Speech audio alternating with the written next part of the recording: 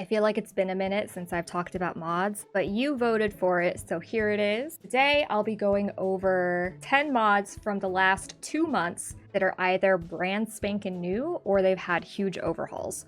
I will be including links to all of these mods in the description below. Some of them are just base game, but some of them do require high school years or other packs. If you still don't have high school years, I'm actually running a giveaway on my Twitter right now for any Sims pack. So that's expansion packs, game packs, stuff packs, kits. And that giveaway is running through the 15th of October.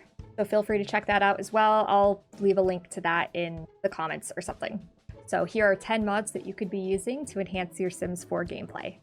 The first mod on the list is this Social Bunny Overhaul.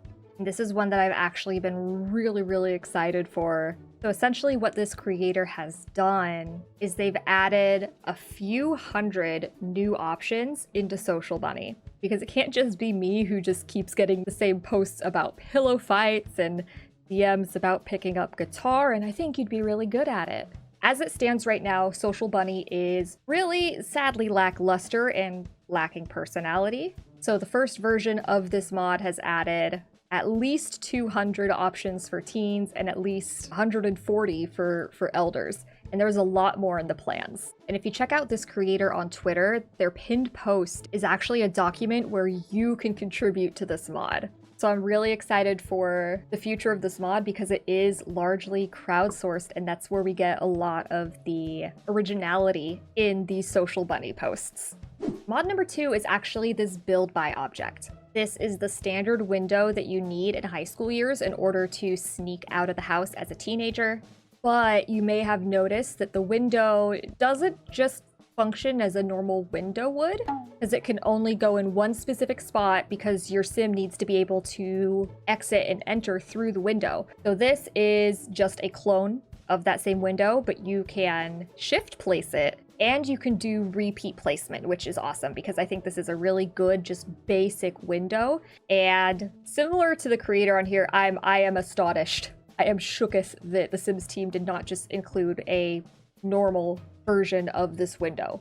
The next 4 mods I'm going to be going over are all surrounding wants and fears because this was a really big change that just, yeah, it changed a lot of stuff in the game. So this mod, it gives an option to refresh your wants and fears without having to force your sim to take a potion or go to bed. There are 3 different versions that you can download if you only want to refresh the fears, but you want the wants to stay the same, if you want to be able to refresh everything, or maybe you just want to refresh the wants. I feel like I said want way too many times. But this mod helps you have a little bit more control over your Sims' wants and fears without having to just remove them completely. This mod, like several others on this list, does require the XML injector, so just make sure that you are reading all of these descriptions and downloading any files that the mod may rely on. Mod number 4, simply titled Get Rid of Your Fears. This actually has a gameplay feature and mood buffs that your sim can experience as they attempt to get over their fears. All your sim has to do is stand in front of a mirror, click Get Rid of Your Fears. You'll get a notification that says their fears are gone. They'll actually have a hidden buff that makes them immune to getting new fears for a few hours. And they'll get a special mood buff that shows that they conquered their fear recently. This one is base game friendly and also requires the XML injector. This next mod is specific to the want that some Sims in a relationship will get, where they want to break up with their significant other. But sometimes Sims will literally just get this fear if they've been in a relationship for a long time. Nothing has to be wrong in the relationship, but it's like Maxis and EA just don't believe in true love. So what this mod does is very simple, and essentially your sim just will not get this want unless romance with their significant other is less than -10. Speaking of relationship issues, the last wants and fears mod I'm going over is this one for sensible fears, and this creator actually has a couple others for other specific fears, but this one is the fear of being cheated on. Because if you've seen any of my recent gameplay, I literally had a sim that got over this fear, and less than 24 hours later, it's back. The whole family has been plagued with this fear, and I hate it. It's not sensible. So that's where this mod comes in, because it also is really cool because it has compatibility for mods that allow for open relationships. It also makes sure that if your sim has commitment issues, including the non-committal trait, then they're just not going to develop this fear because it doesn't make sense. Make it make sense, EA. So this one is a small tweak, but it can make a world of difference depending on the sims you are currently playing with. Dynamic teen life. This is a huge mod, at least in my opinion, but it adds so many cool features. I could go on and on about this mod, but just hitting some of the high notes, there are adjustments to mood swings. There are new journal entries. They could also talk about their mental health. So it's just a lot more in depth. And this is just the first part of the mod. There are more after school activities. And this is one I've been having a lot of fun with because it's different than just joining scouts. Now, a lot of these clubs actually have requirements. You have to do tryouts, or in the case of student council, you have to campaign in order to be elected into student council. So there's just a lot more built-in gameplay. And then there's the popularity system, which has been really fun for me. But when your sims become teens, or the first time you just load the game and you have pre-existing teens, they will randomly be assigned basically popularity alignments. Your sim can also care about whether or not they're popular. So if you have an unpopular sim that cares about being popular, you could see how you can start getting a lot more fun and engaging gameplay out of those sims. Because being popular also gives you a higher success rate for social interactions, for joining other clubs, for starting off other friendships and relationships. And being unpopular has the opposite effect. You have tougher social interactions. You have a harder time starting off new friendships and relationships. There are also default social groups that you can be assigned to. It's similar to the popularity system. It's just automatically assigned to your sim. But each of these groups also add different aspects of gameplay. If your sim and another sim are in the same group, they may be closer friends. If they're in rival groups, they're going to butt heads a lot more. There's also the romantic life aspect where a parent can allow or forbid their teen from dating. So if you're not allowed to go on dates, you can essentially sneak out, go against your parents' wishes, and just hope and pray you don't get caught.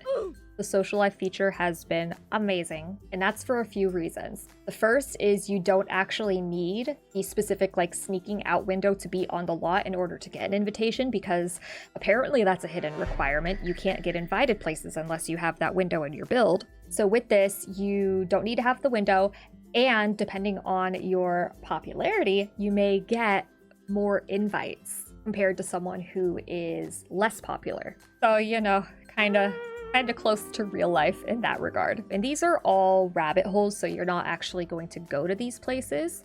But still, it's nice to have a little variety here. Speaking of variety, we have some new activities as well. And these activities are also rabbit holes, but again, it helps with storytelling, and it also works together with the base metal mod, so your sim can come back under the influence of things if that is a mod that you do have installed. And gosh, there's so much more gossip and rumors. So now you'll actually get a pop-up with the person you're spreading rumors with, and you name drop sims and a situation. So some of them can be really, really funny. Or not funny. Don't gossip, don't spread rumors. That's bad. But to be fair, a lot of us have also been guilty of literally locking our sims in rooms and watching them become unalive by our own doing. So, hot kettle. There's also an add-on for Get Famous so that you can audition in order to get into drama club. There are tryouts for the high school years after school activities.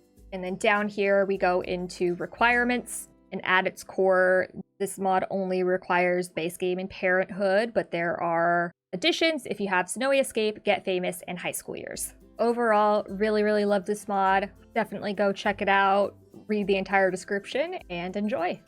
This next one is going to look really familiar to a lot of us, Slice of Life. This is not a brand new mod, but it has had a complete overhaul. It's been completely restructured because it completely broke when high school years came out. There are multiple components that you can either keep in your mods or remove if you don't want to have those gameplay capabilities. Everything from memories, where your sim can literally have buffs and social interactions with other sims based on things that occurred in their lives recently. Face overlays are fun. So your sim, if they're sad, they may have tears in their eyes. If they're really tired, they're going to have really dark bags. If they're flirty or if they're drunk, they may have some blush on their face. Beauty features allow sims to wear makeup, perfume. So you may have a younger teen fix up their makeup. They may feel embarrassed if they did their makeup bad, things like that. Self-woohoo is the bane of my existence, because if your sim or any other sim in the vicinity are flirty, they will just find the nearest object where normal woohoo can occur, and yeah, not getting into that. Social life allows for more calls and interactions with friends and family. There's really a lot to it. My cycle allows sims to have a menstrual cycle, but honestly, I play this game to get away from reality and those horrible things, so not for me. It may be for you, and I'm happy for you. Just keep that over there. My health is really fun because your sims can just get random ailments. They may have seasonal allergies. They may have asthma. And these are traits that show up in their traits panel and have actual gameplay implications. My party plays really nicely with social life. You can get invited to more parties, throw more parties, just a lot more social interactions. The main difference with how this mod used to work and how it currently works is that now everything is managed through the likes and dislikes. And I know what you're thinking, there are a limited number of likes and dislikes. So that is where this recommended download comes into play, where you can have unlimited likes and dislikes that you can give to your sim. But I'm really happy to see this mod back in action. I was definitely missing it during the last few big game updates. So this is another mod that also completely broke when High School Years came out, and it has been rebuilt from the ground up. And that's the Go to School mod. And it was built with the high school years being the foundation for it. So this one does require high school years. So this mod existed prior to high school years and would essentially do what high school years allows us to do, which is to go to school with our teens. But with this mod, you were able to also go to school with your children. But similarly to high school, each day has a different subject, and your children can have likes and dislikes for each subject. But overall, it just gives you the option to go to school with your children if you don't have any teens, or maybe you're just bad at hiding your favorites. But like I said, it requires high school years, and it also requires the venue changes mod so that you could get the elementary school lot type.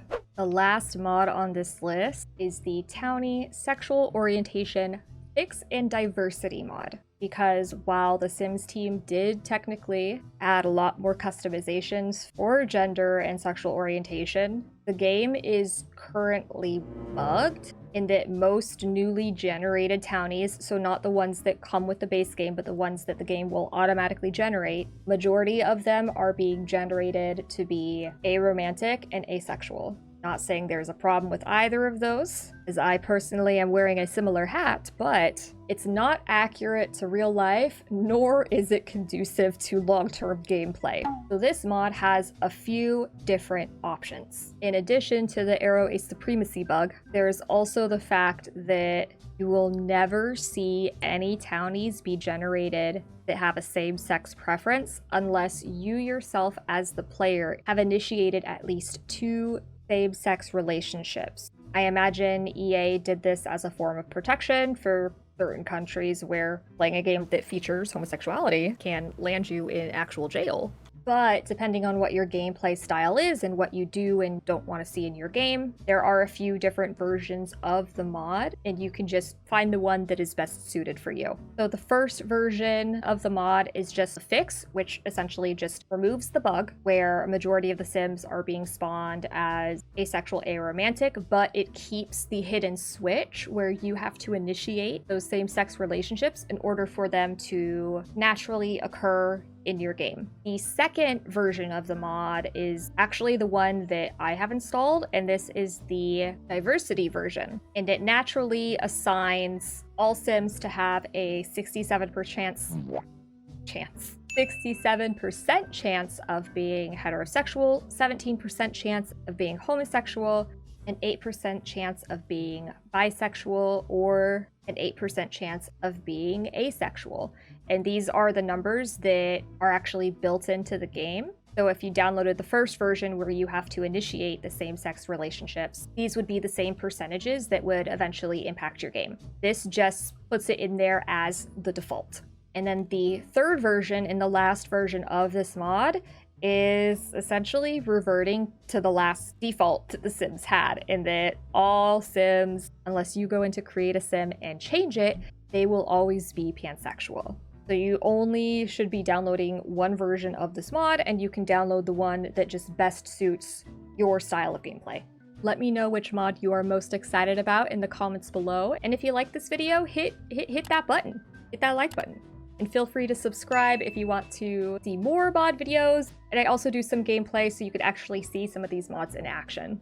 But if I ever get stuck in between what kind of mod video I'm going to be doing, I'll probably do just like I did this week and put a poll in the community tab, since that seemed to work really well. And thank you all so much for participating in that. I really wasn't expecting that kind of turnout. But thank you so much for watching, and I will see you next time. Bye.